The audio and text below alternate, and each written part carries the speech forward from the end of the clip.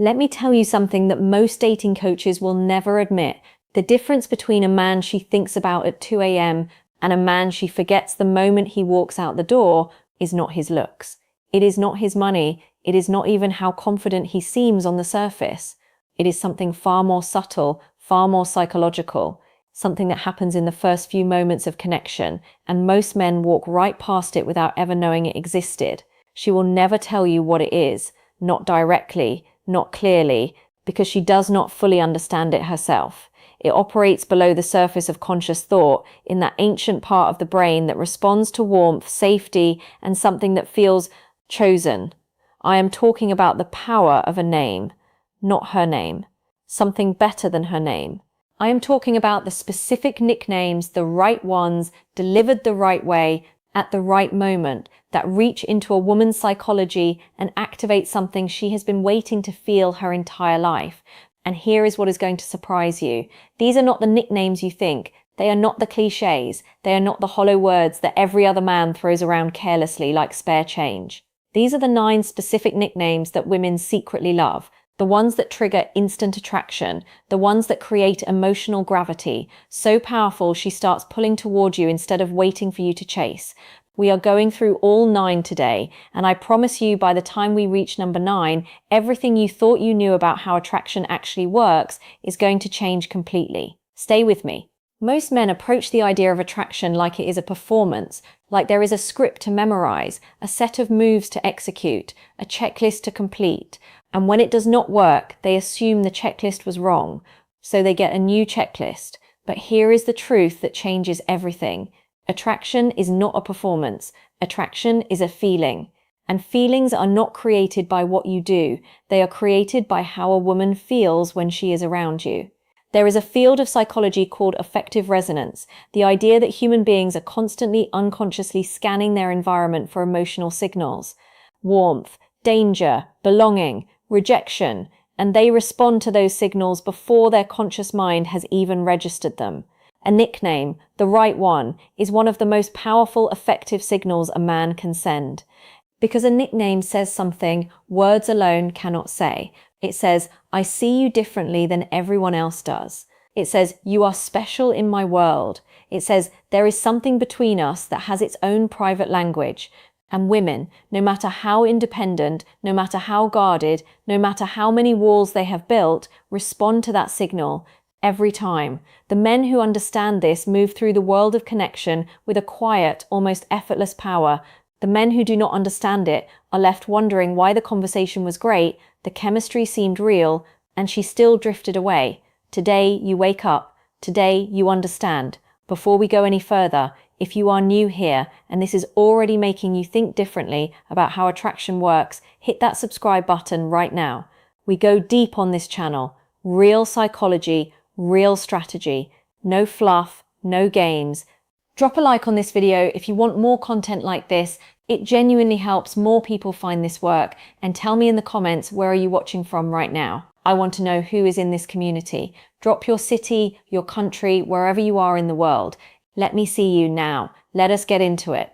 9 nicknames, 9 psychological keys. Each one unlocks something different.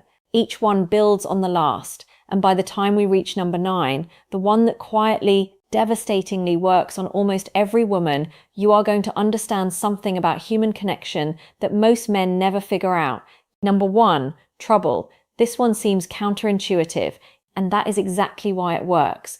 When you look at a woman who has a spark in her eye, the kind of woman who laughs a little too loudly, who says the unexpected thing, who challenges you without even trying, and you look at her with that quiet, knowing smile and say, you're trouble, you know that. Something shifts, not because you insulted her, not because you pushed her away, but because you saw her, the real her, the version of her that most people try to tame or ignore or make smaller. Here is what is happening psychologically. Most women who are vibrant, expressive, and full of energy have spent a significant portion of their lives being told implicitly or explicitly to dial it down.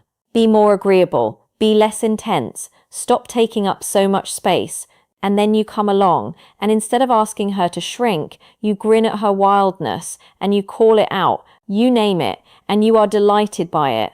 Trouble is not a criticism, delivered with warmth and a half smile. It is the highest form of recognition. It says, I am not intimidated by your energy. I am entertained by it. I can handle you. Do you understand what that does to a woman who has never felt fully handled?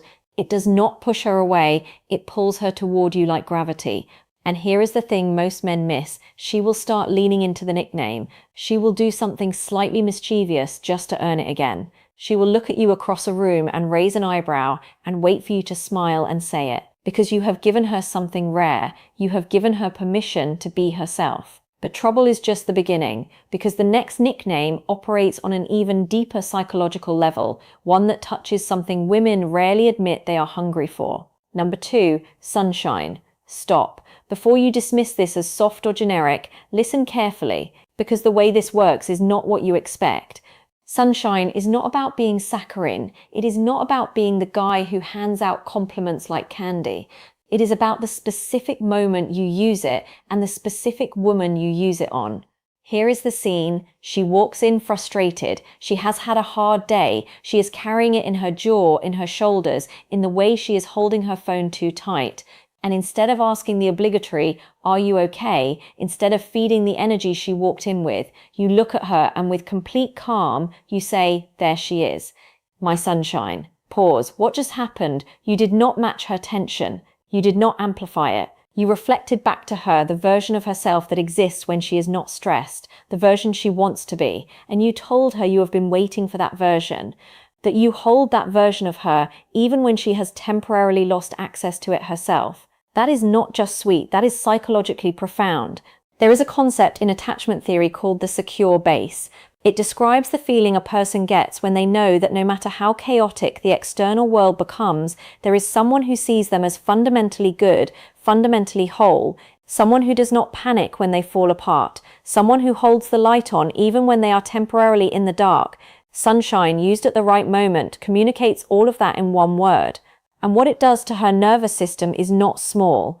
It does not just make her feel good, it makes her feel safe. And safety, in the context of romantic connection, is the foundation upon which everything else is built. She will think about that moment later, in the quiet. When she is alone, she will replay it. But safety and warmth are only part of the equation. Because there is another nickname, the third one, that operates on something entirely different. Something more primal. Something that speaks to her sense of identity. Number 3, boss. This one surprises people every time. Not boss lady, not boss babe, just boss. Here is the context. She is explaining something she is working on, a project, a plan, a problem she has solved. She is in her element, articulate, confident, and she is good and she knows it. And instead of nodding politely or offering unsolicited advice or trying to one-up her story, you lean back slightly, you let her finish, and then with genuine respect in your voice, you say, you know what? You are an absolute boss, not as a performance, not as flattery, as an observation, as a fact. Here is the psychological mechanism at work. One of the deepest human needs identified in Maslow's hierarchy and echoed in decades of relationship research is the need for recognition of competence, the need to be seen as capable, as someone who handles things, as someone who commands respect. Most men make the mistake of reserving their deepest respect for other men. They admire toughness, strategy, results, but when a woman displays those same qualities, the admiration either disappears or gets filtered through a kind of condescending surprise. Wow, for a woman, when you drop that filter entirely, when you see her competence, the same way you would see anyone's competence, cleanly, directly, without qualification, and you name it with that single word, boss. She does not just feel flattered, she feels respected. And there is nothing more attractive to a high-value woman than a man who respects her without needing her to be smaller first. This one builds loyalty, not just attraction. Loyalty. But loyalty alone is not the full picture, because the fourth nickname we are about to discuss does something that neither warmth nor respect can fully accomplish on their own. It creates mystery. It creates a world that only exists between two people. Number 4, detective. Pay close attention, because this one is an art form. At some point in a conversation, she catches something, a detail you did not think she would notice, a contradiction in a story, a subtle shift in your energy that you tried to hide. She reads you accurately, maybe even better than you expected. And instead of being defensive, instead of brushing past it, you slow down. You look at her with something between admiration and mock suspicion. And you say, "You are terrifying. When did you become a detective?" She laughs, but underneath the laugh, something lights up. Because what you have just done is given her a role in your shared dynamic. You have acknowledged that she is perceptive, that her emotional intelligence is real, not something to be minimized or managed. And you have framed it as something you find compelling rather than threatening. Most men, when a woman reads them accurately, feel exposed. They become guarded, they pull back, and the connection stalls because she can feel the wall going up. When you do the opposite, when you name her perception, honor it, even tease her about it with warmth, you create something rare. You create a dynamic where she feels safe to be smart, where her insight is welcomed instead of feared. In the language of Jungian psychology, this speaks to the woman's inner archetype of the wise observer, the part of her that wants to understand, to perceive, to decode. When you honor that part, she feels more deeply seen than almost any compliment about her appearance could achieve. Detective said at the right moment, it is a private joke, a shared language, a world that belongs to the two of you. And private worlds between two people. Those are the building blocks of real intimacy. But here is where things shift, because the fifth nickname we are about to discuss moves from playfulness into something far more intense, far more emotionally charged. This is where we begin to feel the real weight of what a name can carry. Number 5, soft place. This one is not casual. You do not use it lightly. You do not use it early. This one is for a specific moment, and if you use it in that moment, she will never forget it. Here is the scene. Something has happened, something real. Maybe she has opened up about something that cost her something to say. Maybe you have been through something difficult together, and she was there, steady, present, warm. Maybe she did something small and quiet and kind that she did not think you noticed. And in that moment, in a voice that is calm and genuine and unhurried, you look at her and you say, "You are my soft place to land," not a nickname in the traditional sense. But she will treat it like one, she will carry it. Here is what you need to understand about the psychology of vulnerability in masculine identity. The cultural script for men has long insisted that softness is weakness, that needing something, needing someone is a liability. And most men have internalized that script so completely that they cannot show a woman what she means to them without feeling like they have surrendered something. But the truth that emotionally intelligent men understand is that selective, intentional vulnerability is not weakness. It is power. It is the power of a man who is secure enough to acknowledge what matters to him without it threatening his sense of self. When you tell a woman she is your soft place to land, you are not becoming weak. You are demonstrating that you are strong enough to have somewhere safe you return to. You are showing her that she has touched something real in you. And for a woman who has spent years being chosen but never truly needed, that distinction is devastating in the most beautiful way. She becomes, in that moment, irreplaceable in your world, and she knows it. This is the point in the video where the emotional weight begins to build. Because we are moving past attraction now. We are moving into something deeper. We are moving into the territory of the nicknames that do not just create chemistry, they create bonds. Number 6, chaos. Here is where the tone shifts slightly. Because this nickname is not warm, it is not soft, it is electric. There is a specific kind of woman, and if you have met her, you know exactly who I mean, who lives at full volume, who changes plans at the last minute, who has 17 half-finished creative projects and passionate opinions about things most people never think about, who is simultaneously exhausting and magnetic, who you cannot quite predict and cannot quite stop thinking about.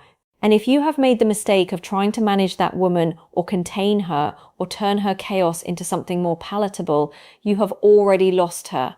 But if you look at her right in the middle of the beautiful, dizzying storm of her being exactly who she is, and you say, "You absolute chaos, I love it. Something happens, something significant." Because here is what she has heard her whole life from other men. "You are too much. Can you just calm down? Why do you have to make everything complicated?" And here you are, not trying to dim her, not running from the intensity, standing in the middle of it, looking at her like she is the most interesting thing you have ever encountered and calling it by its name. The psychological principle at work here is called unconditional positive regard, a concept introduced by humanistic psychologist Carl Rogers. It describes the experience of being accepted fully without conditions, without the expectation that you change. It is one of the most healing experiences a human being can have. When you use chaos with warmth and delight, not as a criticism, but as a term of absolute affection, you are giving a complex woman something most people have withheld from her entire life. You are loving the very parts of her that she has been told to hide. That is not just attractive, that is transformative. She will circle back to you, she will test it, she will be extra chaotic just to see if you flinch. And when you do not flinch, when you just smile and call her chaos again, you become the safest person in her world. But there is a caveat to all of this that we need to address before we go further, because some of these nicknames carry a warning, and the seventh one especially. The seventh one requires wisdom, or it will backfire completely. Number 7, stranger. This one requires careful calibration.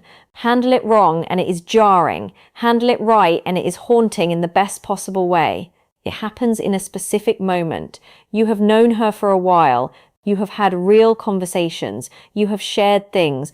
And then she says something, reveals something that genuinely surprises you. Something you did not know was there. A side of her that has never appeared before. And instead of letting the moment pass, you pause. And in a quiet, almost reverent voice, you say, you know, sometimes I look at you and I think, I don't know you at all, and I love that. And then, who are you, stranger? Now, why does this work? Human beings have a deep and sometimes conflicting relationship with mystery. On one hand, we crave familiarity. We want to know what we have. We want predictability, safety, the comfort of a known quantity. But on the other hand, and this is where attraction lives, we are also drawn irresistibly toward mystery, toward the unknown, toward the sense that the person in front of us is deeper than we have yet discovered. Stranger, used in this context, does something almost magical.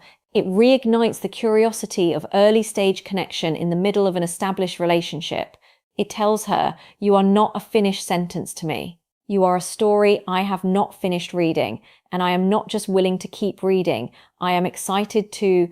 In a world where so many relationships fall into routine and assumption, where people start finishing each other's sentences and stop actually listening, the man who can look at a woman he knows well and still find her mysterious, that man does not become boring. He becomes increasingly compelling. She will think about the word stranger long after the conversation ends. She will lean into the mystery of herself because you have shown her it is valuable. But we are approaching the territory now where the nicknames stop being strategy and start being truth. Because the eighth one is not something you perform. It is something you feel, and she will know the difference. Number 8, home. Slow down here. Read this carefully. There will come a moment, if you are lucky, if you have built something real, where you are simply with her, not doing anything dramatic, not on a great date, not mid-conversation, just present. She is reading or laughing or staring out a window, and you look at her and something settles in you, a quiet, deep thing, the absence of restlessness. And if you are brave enough, if you are the kind of man who can name what is real without running from it, you say almost to yourself, almost like it surprises you, you know what? You feel like home. No grand gesture, no performance, just the truth of the moment. This is perhaps the most psychologically powerful nickname on this entire list. Because what it communicates is not just affection, it communicates orientation. It tells her that she has become a reference point for you, that in the geography of your internal world, she is the place everything else is measured from. In attachment psychology, there is a concept called the felt sense of home, the internal experience of belonging, of being in the right place, of safety, so complete that it does not require vigilance. Most people spend their entire lives searching for that feeling. Most people barely know it is what they are searching for. When you recognize it in her and you name it, you give it to her too. Because a woman who is told she is someone's home does not just feel loved. She feels like she matters in a way that is structural, in a way that is foundational, not ornamental. She is not a nice thing you have in your life. She is the place where your life makes sense, and I need you to understand the weight of that distinction. Because the men who learn to recognize and articulate this, who have done the internal work to know what safety feels like and can offer it as fluently as they can receive it, those men do not lose good women stay. Now, we have arrived at number 9. I told you at the beginning this one was the most important. I told you it would change something in the way you understand attraction. I kept that promise waiting for you. Here it is. Number 9, her name said differently. You expected another nickname, something clever, something psychological and strategic. But this is the truth that everything else has been building toward. Her name, not a nickname at all, just her actual name, but said in a specific way that almost no one ever says it. Said slowly, said with intention, said like it means something to you personally, like it is not just a sound but a word that carries weight because of who she is. There is research in social psychology on what is called the name effect, the measurable increase in positive affect, attention, and connection that occurs when a person hears their own name spoken with genuine care. It is linked to identity, to being seen, to the most fundamental level of being recognized as a real and specific person rather than a role or a category. Here is the thing, most people are careless with names. They say them mechanically, they abbreviate them without thought, they use them as filler in conversation, they forget them entirely. And so when a man, your man, says your name in a moment of quiet sincerity, says it like the word itself is a thing he values, says it like he chose it, like it fits, like he could not imagine calling you anything else, the effect is not subtle. Think about the moments it matters most, not mid-laugh, not in passing, but when something is real between you, when she has just told you something true, when the conversation has gone somewhere neither of you planned to go, when the room is quiet and the moment is full, and you say her name, just her name, in that voice, she will feel it in her chest. Because in a world full of noise, in a world full of men who want something from her, in a world where she has learned, sometimes painfully, to be careful about who she lets in, a man who says her name like it matters is a man who has already quietly, without ceremony, crossed every wall she built. He does not need a clever nickname. He does not need a strategy. He has done something more powerful than all of it. He has made her feel in the most irreducible, undeniable way that she is the point, not the version of her he wants to build, not the version of her that fits his life. Her, exactly as she is, right now. That is not attraction, that is devotion, and it all begins with a name. I want to zoom out for a moment, because everything we have talked about today, every nickname, every psychological principle, every scene I have walked you through, it all points toward the same thing. Connection is not about what you say, it is about what you make someone feel when they are with you. The nicknames we talked about today are not tricks. They are not manipulation tactics, dressed up in soft language. They are expressions of something deeper, awareness, attention, the willingness to actually see the person in front of you rather than the idea of them. Trouble says, I see your energy and I am not afraid of it. Sunshine says, I hold the best version of you even when you cannot access it yourself.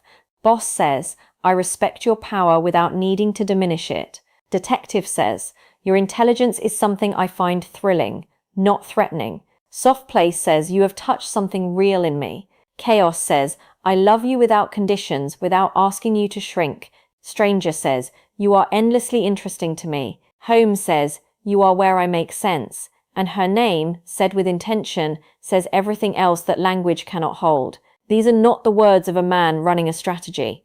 These are the words of a man who is present, a man who pays attention, a man who values the woman in front of him enough to say so, not in grand, performative gestures, but in quiet, specific, undeniable moments.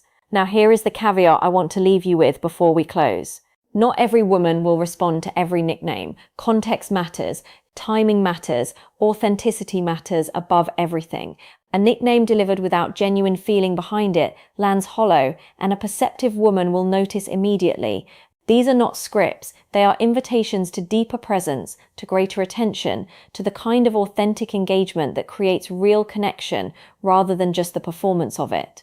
Use them when they are true, only when they are true, and if they are true, if you see trouble in her eyes and delight in your chest, if she genuinely is your soft place, if you really do look at her and feel at home, then say it. Do not wait for permission. Do not calculate the risk. Say the real thing, because the biggest mistake men make in connection is not saying the wrong thing. It is not saying the right thing because they were afraid of what it might mean. Say the right thing. Mean it completely. Let her feel it. That is where attraction ends and something far more powerful begins. Here is what I want you to sit with after this video ends. Think about the last woman who moved through your life, who you felt something real with, who you let yourself be present with, even briefly, and ask yourself honestly, did she know? Did she know what she was to you? Did you give her the language that would have told her? Or did you let the moment pass because naming it felt like too much, too exposed, too vulnerable? Because here is the thing about real connection. It does not wait. It does not circle back around because you were not ready. It moves on. And it finds the man who was present enough to name it when it was standing right in front of him. You do not need to be perfect. You do not need the right moment to be cinematic. You just need to be brave enough to see someone clearly and tell them what you see. That is the real skill, not the nickname, not the psychology, the willingness to mean it. Start there. Stop letting real moments pass in silence because you are afraid of what saying the true thing might reveal about you. What it reveals is that you are paying attention, that she matters, that you are a man who can handle the weight of something real, and that specific quality is what creates the kind of attraction that does not fade, the kind that compounds, the kind that becomes the foundation of something neither of you planned and both of you needed. Be that man, starting today. If this video shifted something in you today, if it gave you a new lens for looking at connection, at attraction, at what it actually means to see someone, do me one favor.